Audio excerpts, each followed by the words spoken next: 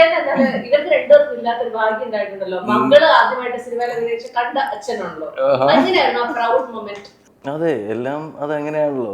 അതെ, ഉപദേശമോ അല്ലെങ്കിൽ അത് കണ്ടു കഴിഞ്ഞിട്ടുള്ള ഒരു ഫീഡ്ബാക്ക് ആ ഓപ്പർച്യൂണിറ്റി എങ്ങനെയാണ് വന്നത്?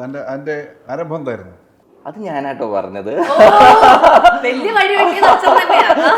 അല്ല എടി, ഇങ്ങനെ ഒരു സംഭവം. അപ്പൊ അവള് വിഷ്വൽ കമ്മ്യൂണിക്കേഷൻ ആണ് പഠിക്കുന്നത്. അപ്പൊ അവൾക്ക് വേറെ എന്തൊക്കെയോ ആക്ടിങ് എന്നുള്ള വേറെ എന്തൊക്കെയോ അവൾക്ക് അതിൽ വേറെ എന്തൊക്കെയോ ഒരു മേഖലയൊക്കെ അവൾ കണ്ടിട്ടുണ്ടായിരുന്നു. അപ്പൊ അവൾക്ക് അതെ ഇത് അപ്പൊ അവൾ അന്നേരം ആദ്യം ഞാൻ പറഞ്ഞപ്പോ അത് മൈൻഡ് ആക്കിയില്ല.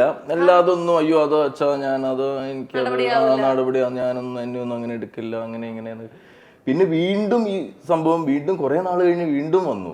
അപ്പൊ അന്നേരം എടി ഇതേ അതായിട്ടില്ല എന്ന് തോന്നുന്നു, നീ ഒന്നുകൂടെ.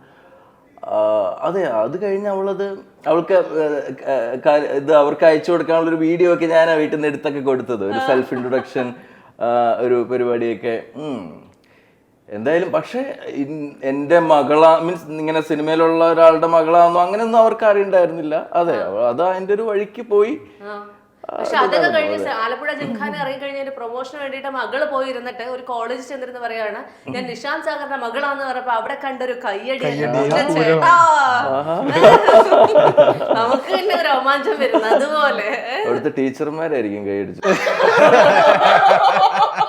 അവരുടെ കാലത്തായിരുന്നല്ലോ ഞാൻ തൊട്ടാൽ. അല്ലെ, ചിലക്ക് മക്കളിൽ നിന്ന് സൗഭാഗ്യം വരും. അപ്പൊ അതാണ് ഇപ്പൊ ഈ കിട്ടിയത്. ആ ഒരു അപ്രിസിയേഷൻ മക്കളിൽ നിന്ന് കിട്ടി. സത്യം. പക്ഷെ ചേട്ടന്റെ ചോദ്യത്തിലാണ്ട കൃത്യമായ കാര്യങ്ങളൊന്ന് വീണങ്ങിടിയിരിക്കും.